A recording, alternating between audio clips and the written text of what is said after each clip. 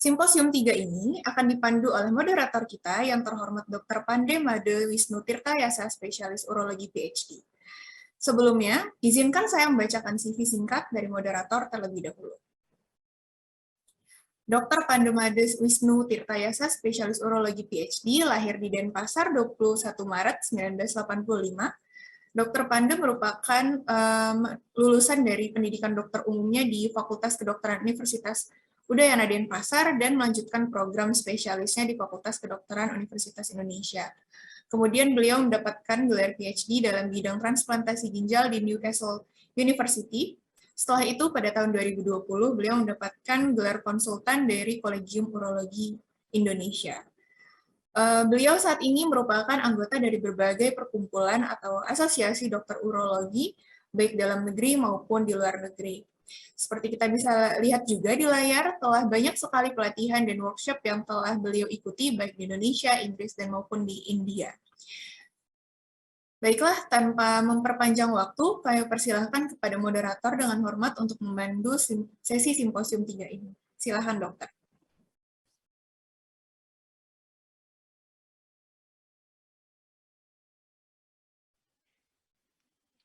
Baik, terima kasih. Selamat pagi. Terima kasih kepada Dr. Nadia sebagai MC dan juga host untuk acara untuk di pagi hari ini. Jadi pagi ini kita akan mendengarkan tentang urologi hari ini ya, untuk Medical Study General. Untuk hari ini tentang urologi. Dan untuk di simposium ini, di session ini, kita akan berbicara mengenai, kita akan berdiskusi mengenai transplantasi di bidang urologi. Ya, seperti kita ketahui bersama, untuk urologi itu ada banyak sub bidangnya. Salah satunya adalah transplantasi di bidang urologi, seperti itu. Jadi nanti kita akan bahas. Lalu akan ada dua pembicara, ya. Yang pertama Dr. Gerhard Renaldi Sitomorang dan yang kedua Dr. Nur Rashid. Jadi masing-masing nanti pembicara akan memberikan materi selama 20 menit. Ya. Setelah itu nanti berikutnya kita akan ada diskusi selama 20 menit. Mungkin sebelum kita ke acara yang pertama, sebelum Dr. Aldi membacakan materinya, boleh dari panitia untuk share dulu CV-nya.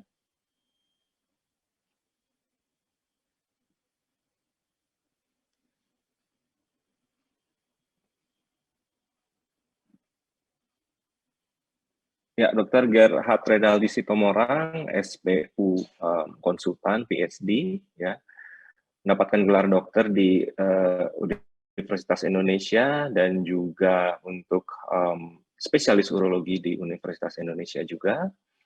Lalu beliau menamatkan PhD di Newcastle University, United Kingdom di Inggris.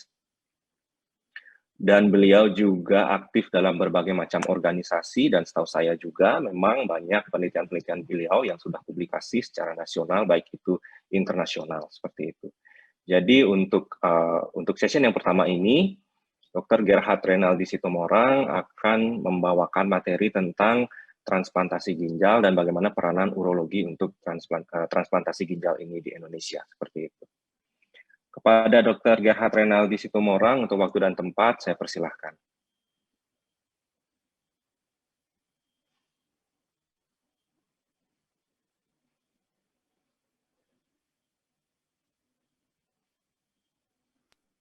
Baik, terima kasih Dr. Pande Made Wisnu. Terima kasih sekali lagi atas kepada Panitia Studium General Ikatan Dokter Indonesia atas kesempatan yang diberikan kepada sedikit apa yang peranan urologi dalam bukan hanya sebenarnya transplantasi ginjal, tetapi keseluruhan terapi pengganti ginjal. Kami menganggap topik ini mungkin suatu topik yang jarang dikaji dan cenderung mungkin dianggap keseharian saja, tetapi sebetulnya terapi pengganti ginjal yang seyogianya diberikan secara komprehensif memerlukan tata laksana atau individual yang terlibat dalam setiap elemen terapi pengganti ginjal tersebut. Dan salah satu personel yang cukup penting tentunya adalah peranan seorang ahli bedah, dan dalam hal ini adalah ahli atau spesialis urologi. Jadi mohon izin saya akan membahas bukan hanya peranan ahli urologi dalam transplantasi ginjal, tetapi juga seperti yang saya tunjukkan dalam slide ini, adalah juga peranan ahli urologi dalam dialisis. Nanti kita akan sama-sama bicarakan apakah peranan ahli urologi dalam hal tersebut. Seperti kita ketahui bersama, terapi pengganti ginjal adalah suatu tindakan pengobatan untuk menggantikan peranan ginjal yang tidak berfungsi dengan baik. Tentunya banyak sekali fungsi ginjal, dan kita tidak mungkin menggantikan fungsi ginjal tersebut secara keseluruhan. Jadi, terapi pengganti ginjal yang dipilihkan, itu tujuannya adalah untuk memfiltrasi darah akibat kondisi akut, gagal ginjal akut maupun kronis, penyakit ginjal kronis. Tentu terdapat berbagai modalitas terapi pengganti ginjal, seperti kita ketahui bersama, yang paling baik yang dianggap sampai saat ini adalah transplantasi ginjal, yang bisa didapatkan dari living donor maupun cadaveric donor. Di Indonesia kita masih mengerjakan hanya living donor, tapi mudah-mudahan dalam waktu yang tidak lama lagi kita mulai terlibat dalam cadaveric donor. Nanti Dr. Nur mungkin bisa mengelaborasi lebih dalam mengenai hal ini. Lalu dialisis, tentunya banyak sekali modalitas dialisis yang terbagi menjadi dua bagian besar sebetulnya, yaitu hemodialisis dan peritoneal dialisis. Kita ketahui bersama hemodialisis dilakukan melalui akses vaskular, dan peritoneal dialisis tentunya melalui rongga peritoneum. Kalau kita melihat modalitas terapi pengganti ginjal yang tersedia untuk pasien gagal ginjal kronik maupun akut, maka bisa diterapi secara konservatif, tetapi nantinya akan masuk ke dialisis peritoneal ataupun hemodialisis. Dan ini memerlukan banyak sekali personel yang memiliki keahlian-keahlian spesifik, ya, telah saya cantumkan di sini. Dan tentunya yang dianggap sekarang paling baik adalah transplantasi ginjal. Ini juga memerlukan kerjasama dari anggota-anggota tim yang terdiri dari berbagai personel yang tentunya tidak sedikit. Saya mau meng-highlight atau meng-emphasize peranan ahli urologi, terutama dalam transplantasi ginjal dan peritoneal dialisis. Di belahan dunia lain, di beberapa negara, ada yang menganut bukan hanya urologic surgeon, tetapi urologic surgeon and access surgeon. Nah, kalau ada kata-kata access surgeon ini, maka sebetulnya dia kompeten untuk melakukan tindakan peritoneal dialisis, transplantasi ginjal, dan hemodialisis. Jadi pemasangan akses vaskular untuk hemodialisis. Biasanya ini merupakan urologist plus access surgeon gitu ya, atau transplant surgeon plus access surgeon. Tetapi paling tidak di Indonesia sampai saat ini peranan ahli urologi yang paling besar tentunya adalah di transplantasi ginjal dan dialisis peritoneal. Apa itu peritoneal dialisis? Seperti kita ketahui bersama, adalah suatu bagian integral dari keseluruhan terapi pengganti ginjal. Keunggulan daripada peritoneal dialisis sebetulnya adalah bahwa peritoneal dialisis menyediakan otonomi, ya, atau kebebasan tersendiri untuk pasien. Dan ini biasanya cukup penting dirasakan untuk anak-anak. Tentunya banyak argumen-argumen lain yang bisa mendukung kenapa peritoneal dialisis harusnya menjadi pilihan terapi pertama, yaitu bahwa biayanya relatif lebih murah, dan bagaimana peritoneal dialisis ini tidak memerlukan akses rutin ke sistem atau fasilitas kesehatan. Dan ini tentunya akan mengurangi beban pembiayaan, terutama apabila biaya tersebut dibebankan ke sistem asuransi kesehatan nasional seperti yang kita kerjakan saat ini di Indonesia. Banyak sekali metode yang sudah dipublikasi untuk memasang kateter peritoneal dialisis, tetapi yang mau saya highlight dan menjadi gold standar di urologi yang dikerjakan sekarang adalah teknik pemasangan dengan laparoskopi. Ada satu studi kecil menarik yang dikerjakan oleh tim dialisis anak di rumah sakit kami, menanyakan kepada 10 anak yang kasus-kasus pertama yang dikerjakan peritoneal dialisis. Pertanyaan sederhana, apa yang disukai dari CAPD dibandingkan HD, dan menariknya anak-anak ini menjawab dengan bahasa yang sangat polos begitu ya, bahwa ke rumah sakit hanya sebulan sekali, pasiennya bisa sekolah, bisa mandi guyur, minum nggak dibatasin, lalu bisa makan banyak buah dan sayuran, dan bisa keluar kota tanpa harus pergi-pergi ke rumah sakit. Lalu ketika ditanya apakah dia bersedia kembali ke hemodialisis, 10 dari 10 anak tersebut mengatakan tidak mau. Mereka mau tetap memilih berjalan dengan peritoneal dialisis. Hal ini membuat paling tidak di center kami, dan ini sebenarnya sudah diadaptasi di center-center dunia seperti katakanlah di Australia ataupun di Inggris, bahwa polisi dialisis pada anak yang pertama kali adalah peritoneal dialisis. banyak yang mengimplementasikan polisi ini juga ke dewasa, tapi yang saya ketahui lebih banyak center anak-anak yang mengadaptasi polisi ini. Pengalaman kami sendiri, peritoneal dialisis pada anak dimulai pada tahun 2014 di center kami, dan setelah itu angkanya cukup meningkat cukup signifikan sampai di atas 100. Ya. Pada tahun ini kami sudah mulai ada sekitar 4 kasus yang baru berjalan. Program dewasa sendiri mulai ditangani oleh urologi, jadi hanya oleh urologi pada tahun 2018 seperti yang orange ini, dan ini merupakan kasusnya yang masih fluktuatif tahun demi tahun. Tapi dengan PD First Policy kita lihat betul peningkatan kasus PD di anak-anak. Tentunya melibatkan banyak sekali program, ada pelatihan PD-nya sendiri, ada PD pada anak-anak kecil, pada infants, dan pada pasien-pasien dewasa. Pasien-pasien remaja. Seperti kita lihat di sini, kita punya satu boyband pasien peritoneal dialisis nih di center kami. Nah, tekniknya tentunya bisa sangat bervariasi. Ini yang kami adaptasi dan kami kerjakan di center kami. Yang salah satu komponen penting yang kami kaji mempengaruhi lamanya kateter adalah sebagian dari selang kateter PD tersebut ditanamkan di antara otot rectus di abdomen.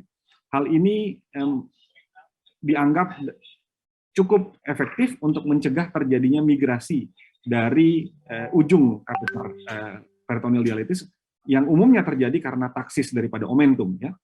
Apabila dikerjakan di dewasa, maka biasanya di center kami tidak rutin dikerjakan prosedur omentektomi ataupun omentopeksi, jadi prosedur untuk mengikat omentumnya.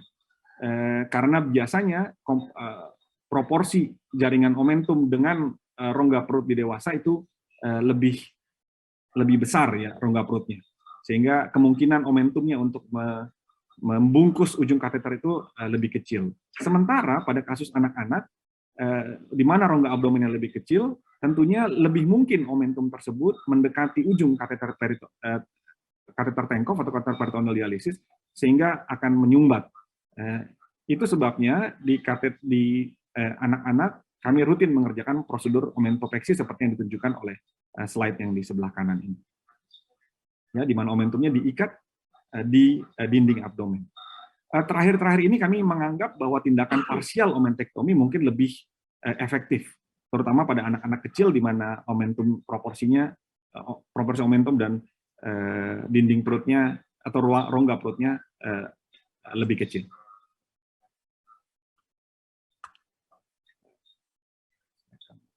Maaf. Ini merupakan komplikasi-komplikasi yang terjadi di pasien-pasien kami. Sebelah kiri ini merupakan jumlah pasien peritoneal dialisis, seperti yang didokumentasikan di banyak kepustakaan, tentunya infeksi, bisa exit site yang nantinya bisa berujung pada peritonitis PD, itu tetap menjadi salah satu komplikasi yang paling sering terjadi. Hal lain tentunya adanya umbilical hernia, tapi terjadi sedikit adanya hidrokel, ini juga terjadi dalam proporsi yang sedikit, tetapi sekarang kami rutin mengerjakan hidrokel profilaksis begitu ya. Jadi apabila kami melakukan laparoskopi dan melihat adanya kanal inguinalis yang belum tertutup secara sempurna, biasanya kita harus langsung kerjakan penjahitan kanal inguinalis tersebut. Tentunya tindakan peritoneal dialisis bukan tanpa komplikasi seperti yang sudah saya berikan tadi. Tunnel infection dan peritonitis serta exit site infection ini menjadi komplikasi yang paling sering dilaporkan. Yang lain tentunya ada perdarahan pasca operasi, ada teknik pemasangan yang kurang tepat, yaitu dengan jahitan pada kulit, ini suatu hal yang harus dihindari, dan hal-hal lain seperti hernia, kebocoran subkutis, dan erosi pada kaf, seperti yang terlihat pada gambar di bawah ini. Peranan seorang ahli urologi bukan hanya dalam pemasangan kateter, tetapi juga dalam mengatasi komplikasinya. Seperti yang terlihat di sini, pasien-pasien yang mengalami infeksi sangat mungkin mengalami perlekatan di dinding abdomennya yang akan menyebabkan adesi daripada usus. Ketika kita melakukan revisi kateter Tenkov, ini dapat dikoreksi dengan pembedahan laparoskopi, ya, dengan melakukan adesiolisis. Pada pasien ini terjadi adesiolisis yang cukup berat, sehingga di dalam rongga peritoneum sudah terbentuk pseudokapsul yang membungkus kateter peritoneal dialisisnya. Di kasus ini kami buka kapsulnya sehingga bisa membebaskan kateter dialisisnya kembali.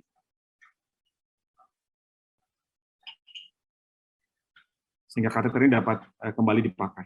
Ya, kita lihat tadi bagaimana kateter itu ada di dalam pseudokapsul gitu, di dalam peritoneum. Saya akan teruskan.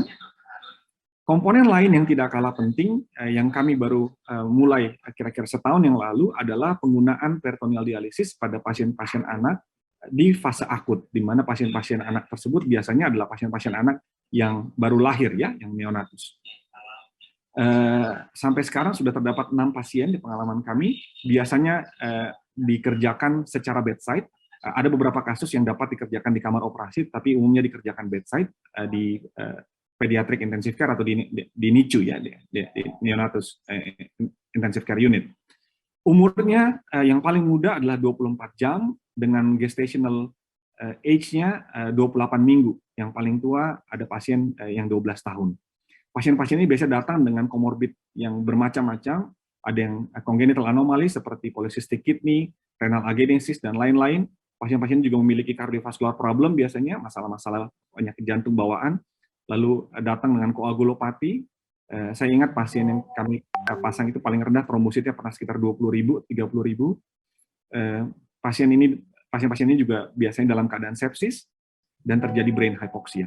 Jadi memang prognosisnya tidak terlalu baik karena keadaan pasiennya jelek. Sampai saat ini, dari 6 pasien yang kami pasang, 3 pasien survive di atas 30 hari. Sampai sekarang 2 dari antara pasien tersebut masih mengalami fase tumbuh kembang yang cukup baik. Tentunya banyak masalah perioperatif, persiapan yang complicated, lalu tindakan yang high risk, adanya leakage, bleeding, dan lain-lain. Dan ini memerlukan tata laksana yang komprehensif dan kerjasama tim yang baik, bukan hanya dari seorang ahli urologi, tapi juga ahli perinatologi, nefrologi, dan tentunya dialysis nurse. Dan ini cukup menyita waktu, terutama di fase-fase awal pasca pemasangan. Tetapi hasilnya cukup rewarding. Anak-anak tadi seperti saya bilang mengalami keadaan yang sangat sulit di fase-fase awal hidupnya. Apabila ini bisa kita kerjakan dengan baik, terutama apabila damage atau kidney damage-nya adalah yang acute, yang masih reversible, seperti kita lihat di gambar ini, pada saat pasiennya dewasa kita dapat lepas kateter peritonealnya, peritoneal dialisisnya, sehingga anaknya dapat beraktivitas kembali seperti anak-anak normal, ya. Ini salah satu pasien kami yang mengalami sukses story yang cukup baik. Tentunya ini semua memerlukan teamwork, surgical team, pediatric nephrologist, nurse, dan orang tua, dan perlu kesabaran karena ini perlu feedback yang terus-menerus dari ahli nefrologi. Kita sebagai ahli urologi juga memerlukan feedback dari mereka, dan tentunya dialysis nurse dan pasien atau orang tua pasien. Memerlukan pengalaman, tetapi yang lebih penting adalah training dan support dari pasien dan keluarga pasien itu sendiri. Kuncinya sebetulnya adalah untuk menganggap ini bukan hanya suatu operasi yang sederhana, karena sangat mudah terjebak di persepsi itu, bahwa ini merupakan suatu operasi yang seperti hanya memasukkan selang saja, gitu ya, yang relatif mudah untuk seorang ahli bedah. Tetapi sebetulnya ini memerlukan suatu keseriusan dan ketelatenan untuk dapat mendeliver program yang baik. Bagian yang kedua tentunya adalah transplantasi ginjal, dan saya yakin Dr. Nur Rasyid nanti akan menjelaskan lebih banyak lagi mengenai hal ini, bagaimana modalitas ini berkembang di Indonesia. Saya hanya akan memberikan perkenalan sedikit bagaimana transplantasi ginjal. Awalnya dimulai tahun 77 sampai saat ini di Indonesia. Peranan satu ahli urologi tentunya berkisar bukan hanya pada pelaksanaan transplantasi ginjal tersebut sendiri, tetapi juga pada persiapannya. Ada beberapa persiapan yang perlu dilakukan, seperti asesmen vaskuler, Pemeriksaan medis tentunya mengandalkan kerjasama dengan teman sejawat nefrologi, lalu asesmen daripada kandung kemih, dan penilaian perlu atau tidaknya dilakukan nefrektomi, terutama pada kasus-kasus pediatrik. Sebagai contoh, ini merupakan satu kasus di mana asesmen vaskular sangat penting. Pada kasus ini didapatkan diskrepansi di kaliber right common iliac vein, ya, di tempat di mana kita biasanya melakukan implantasi alograf. Karena kita sudah mengetahui ini, maka implantasinya dikerjakan di sisi kontralateral, di mana pembuluh darahnya lebih normal, ya, diameternya lebih besar, tidak terjadi stenosis. Yang lain tentunya adalah bladder assessment, dan sekali lagi ini merupakan peranan ahli urologi yang sangat penting, karena seorang ahli urologi diharapkan mampu atau memiliki kemampuan untuk mengevaluasi fungsi berkemih dari pasien, dan kadang-kadang ini merupakan persoalan yang dapat merusak ginjal yang kita tanamkan di masa yang akan datang. Pada pasien-pasien pediatrik atau pasien-pasien dengan kelainan bawaan berkemih, kemampuan kita untuk mendeteksi ini menjadi sangat penting untuk menjamin fungsi ginjal yang berlangsung lama. Yang lain tentunya adalah pretransplant nefrektomi. Ini juga peranan ahli urologi yang cukup penting. Ini tidak sering dikerjakan dan tidak rutin. Pengalaman kami sampai saat ini belum ada kasus yang perlu dilakukan pretransplant nefrektomi. Kecuali pada kasus-kasus polycystic kidney disease, di mana mungkin space atau rongganya dapat mengganggu tempat implantasi alograf. Peranan yang lain tentunya assessment immunological, tetapi sekali lagi ini bukan merupakan peranan utama, tetapi saya menyajikan bagaimana keseluruhan proses transplantasi itu harus dipahami dengan baik oleh seluruh personel yang terlibat, termasuk juga aspek imunologi yang relevan terhadap proses pembedahan. Itu perlu diketahui oleh seorang ahli urologi. Pada situasi khusus, di mana kelainan atau kerusakan di ginjal itu sering ditemani oleh kelainan di sistem saluran kemih yang lain, seperti gangguan di kandung kemih, maka peran ahli urologi semakin nyata, terutama dalam proses atau operasi bladder augmentasi atau diversi urin seperti pemasangan breaker ileal conduit. Pada pasien-pasien yang telah mengalami atau menjalani operasi-operasi ini, tentunya reimplantasi ureter ke daerah yang bekas dioperasi itu menjadi tricky, ya, menjadi sulit, dan itu merupakan peranan di mana seorang ahli urologi dapat berperan dengan besar. Satu hal yang tidak kalah penting adalah peran ahli urologi di transition of care, karena terutama apabila kita melihat kebutuhan transplantasi yang akan makin besar pada pasien-pasien anak, dan ini sudah dikerjakan secara rutin di Indonesia, maka perlu ada satu personel yang secara holistik gitu melihat bagaimana anak-anak itu mengalami evolusi dari mulai transplantasi ketika dia anak sampai dia menjalani perawatan nanti di dewasa. Dan karena seorang ahli urologi terlibat dari mulai anak tersebut, dari mulai pasien tersebut menjalani transplantasi di masa kecil, dan ada ahli urologi juga yang terlibat di pelayanan yang di dewasa, maka aliran informasi itu atau transfer of patients itu akan sangat mudah terjadi, ya, akan diharapkan sangat mudah terjadi, dan ini akan menguntungkan bagi pasien. Hal yang tidak kalah penting tentunya adalah peranan ahli urologi dalam operasi donor, di mana dari tahun 2011 kita sudah mulai memperkenalkan teknik laparoskopik donor nefrektomi, baik secara transperitoneal maupun retroperitoneal di pasien-pasien donor di Indonesia. Dan sekali lagi, ini juga merupakan suatu prosedur yang cukup aman dikerjakan. Seperti kita lihat di sini, angka komplikasinya sangat rendah. Dari 800 sekian pasien yang kita kerjakan, kejadian komplikasinya itu hanya sekitar 3,1%, dengan tidak ada kematian akibat tindakan tersebut ya. Jadi tidak ada yang angka komplikasinya berat. Maaf Dr. Aldi, mungkin waktunya tinggal 3 menit lagi. Ya, baik, terima kasih Dr. Pande. Pas waktunya 3 menit, saya akan menutup presentasi saya dengan menunjukkan video ini, ya, testimoni dari pasien-pasien yang menjalani transplantasi ginjal. Dulu seharian saya sebelum terdiagnosis penyakit ginjal dulu saya sering banget bermain sama teman saya, kayak main bola, terus berenang, main bulu tangkis, terus jalan-jalan. Kalau yang pakai mesin, muntah-muntah, pusing, tensi tinggi, kejang. Tapi semenjak kayak terdiagnosis penyakit ginjal tuh, saya udah jarang banget bermain sama teman saya lagi.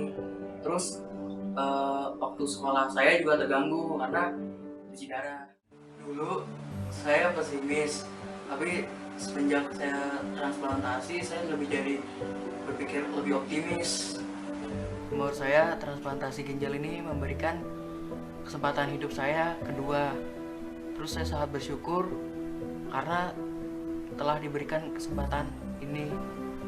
Jadi misalnya nonton film lagi, minumnya nggak ada dibatas-batasin lagi.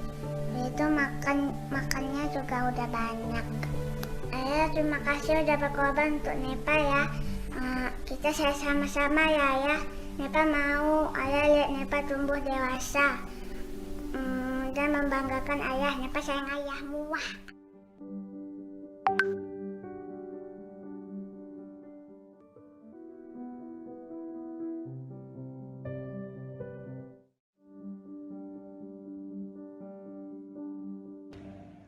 Setelah transplantasi dilaksanakan, saya melihat perubahan yang positif pada putri saya. Rasa syukur saya panjatkan pada Allah Subhanahu wa Ta'ala. Saya bisa melihat lagi cahaya di mata putri saya.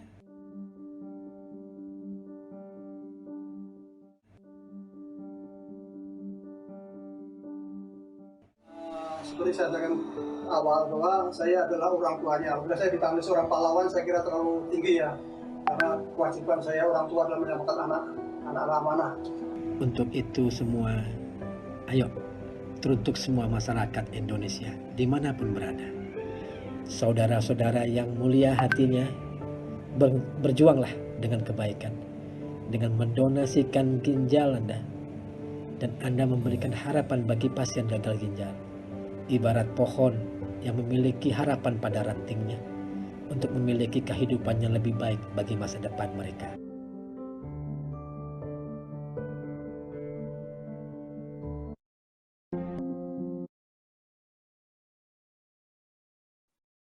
Saya rasa itu menutup presentasi saya, bahwa peranan urologi seorang ahli urologi memiliki peranan yang besar dalam penyediaan layanan terapi pengganti ginjal, baik dialisis maupun transplantasi ginjal, tetapi peranan tersebut haruslah diperankan sebagai bagian dari keseluruhan tim yang harus bekerja sama dengan baik. Karena tidak ada seorang pun yang dapat menyediakan layanan ini hanya dengan keahliannya sendiri. Di Indonesia, hal yang perlu kita kembangkan tentunya yang relevan terhadap peran seorang ahli urologi adalah transplantasi ginjal dan peritoneal dialisis, tetapi yang lebih penting, kalaupun kita tidak bisa terlibat secara langsung, adalah peranan seorang ahli urologi sebagai agent atau promoter of change untuk mengubah paradigma tata laksana atau terapi pengganti ginjal pada pasien-pasien yang memerlukan. Saya rasa itu kesimpulan presentasi saya. Saya ucapkan sekali lagi terima kasih.